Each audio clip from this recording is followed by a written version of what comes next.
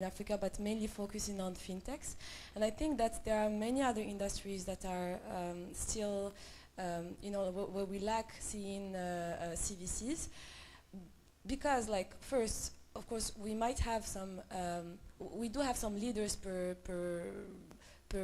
country, per region, but we also have a lot of, like family offices that don't have enough energy or money that they want to spend by building a whole team, a whole department of corporate venture capital.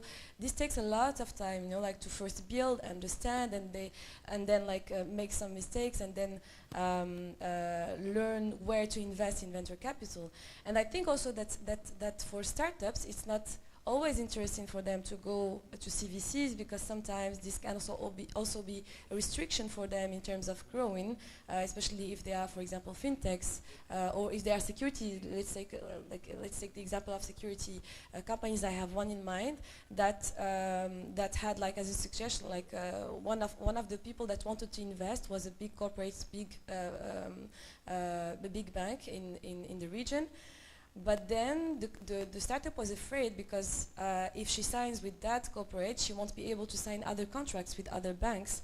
So I think that it's maybe interesting, and that's what we are trying to not prove, but now we're seeing it happening, that the best way for corporates to invest in startup might be through a third party, which can be a VC, that have no interest, that will make sure that the interests of the startup in terms of governance, in terms of decisions, strategy, will be completely not interested, and will leave the vision to the founder. And then when the startup grows and becomes like a Series B and above, then we can imagine something where the right hand of the corporate might invest directly in the company. But I believe that in the early stages, it's very important to have a third party, which is a VC between corporates and startups, so that both interests go in the right way. Okay, I think just in light of time, I can see a group giving me evil stares from the corner. I think we might be very running short on time, so maybe take one more thought from one of our panelists on this topic, and then we can sum up. Would either of you like to also comment on the topic, or you're okay? No? All right, so in that case, to summarize, to just mention the last points, yes, there is definitely a big... Sorry, Mark, we still have like... Quick question. Quick question? It's a very quick contribution and a serious question. The contribution is in winter times, where there is also new opportunities. In our case, we didn't go to the usual LPs. We went to entrepreneurs who succeeded in Tunisia from their own, who went through the hard thing and said, we would like you to be our LPs, for two reasons. Number one, they know what entrepreneurship means, and they could help us really in accompanying our startups. That's number one. But it's tougher for us because they are your friends. If you don't bring them the good, not only you get your family issues. But the real question I want to ask is, how do you see the DFIs behaving? Because I feel that the DFIs don't know where to, are they fund of funds? Are they direct investors? I feel that over the few years, the DFIs are trying to find their own ways as well. Okay, a bit of a loaded question on how I see. So, anybody feel particularly brave? Anybody want to take this? Okay, in that case, you want to comment? Okay. Well, I think DFIs they have a mandate to invest in some geographies and in some fund stages. So they have funds. If they have raised that fund and they have already secured it, then they will have to deploy, because remember, it's like VC funds. Once they raise, the clock is ticking and they need to make investments. But I would say they are even more, I think they will be even more precautious and go slower, to make sure that the fund managers in whom they invest, they take into account the current situation, and they are able to go into industries or stages that would make sense with the winter. But I think DFIs are still, I think AfricInvest will tell us a bit more about that later. But I think this is a player that is here to stay, just targeting some specific stages and regions. Thank you. Okay, perfect. So to summarize again to the questions we've had, really it's just a question of being innovative, even when you're fundraising. Even as a founder has to be innovative with fundraising. Fundraising for any two startups might not be the same. Fundraising for a VC fund is most certainly not necessarily the same for everyone. There is a big opportunity with activating corporates, but it must be done in the right way. They must be sensitized to the market and attracted to the market for the long term. There's a big opportunity for raising funding from DFIs, but you must be very sensitive and aware of the DFI's strategic aims. You cannot force the VC mandate on the DFI. It's the DFI who can impose a mandate on the VCs.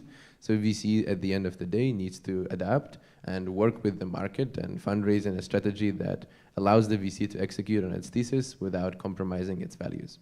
But the opportunity is definitely there and there to stay. So thank you very much, everyone, for your contributions and your thoughts. And thank you so much for the very engaging questions.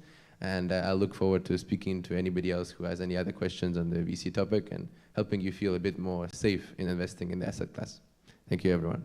Thank you, Mark. Thank you, Ghazi, Rita, Rohan, Kenza. This was the fundraising in winter times. Thank you. So we move to our next part of the program. It's a keynote from AfricInvest, as was mentioned by Kenza. The keynote, this is fundraising in winter times. It's Yassine Saifi. He's here, he's been waiting.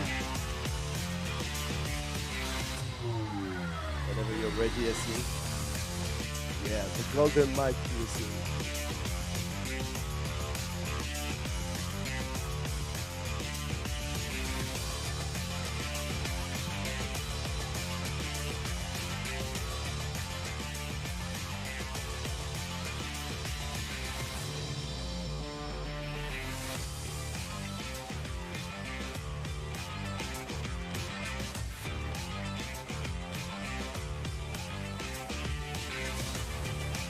Ladies and gentlemen, Yassine Saifi from AfricInvest.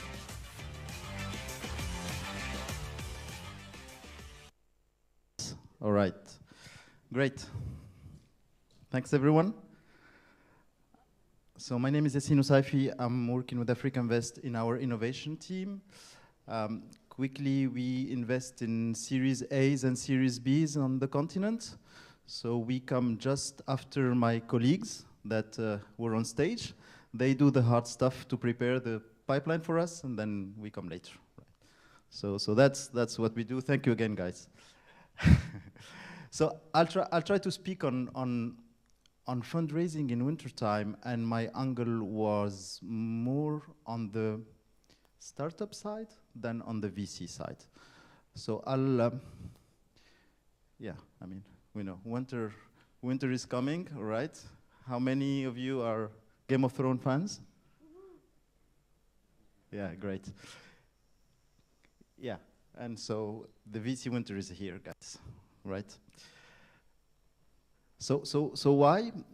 What's happening? If we look at what happened in the last 18 months, this graph shows the VC investment globally over the period, and we see that in the last 1 year we have quarterly VC investment that has been divided by 2.5, right? So there is really a big decrease in the amount that went into VC money, and on the same side we see that company shutdown was multiplied by 2x in the last 1 year. So we're having some macro issues here, and these are global numbers. This is from Carta, and this is from PreachBook. The other thing we look at is the IPO window. You see, these are the numbers of IPOs that happened in the US quarterly. You see that we went from 30 back 18 months ago to less than 5 in the last quarters. So there are no exits, right? And the last one I want to show globally is what's happening on the valuations. So the blue line is the price on sales for VC-backed IPOs. So you see how it decreased, right? So this creates uncertainty.